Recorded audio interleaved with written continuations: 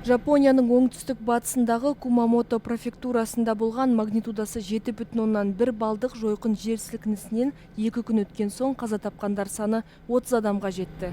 Қазір іздестіру құтқару жұмыстары жалғасып жатыр. Мамандар жер сілкінісінен кейінгі алғашқы 72 сағаттық ең маңызды кезең аяқталғанға дейін мүмкіндігінше көп адамды аман алып қалуға күш салып жатыр.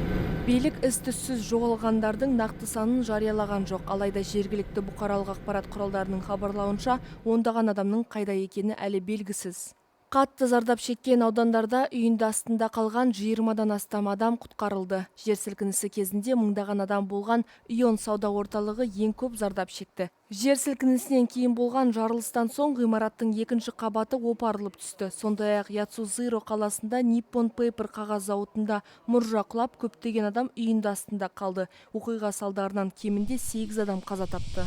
Жергілікті биліктің мәліметінше, жер сілкінісінен кейін кейбір үйлер толық қирап, басқалары зақымданған. Соның салдарынан шамамен 10 мың тұрғын эвакуацияланып, үкімет ұйымдастырған 400 уақытша баспанаға орналастырылды. Жер сілкінісі ондаған мың үйді жарықсыз қалдырды. Билік өкілдерінің айтуынша электр қуаты біртіндеп қайта беріліп жатыр.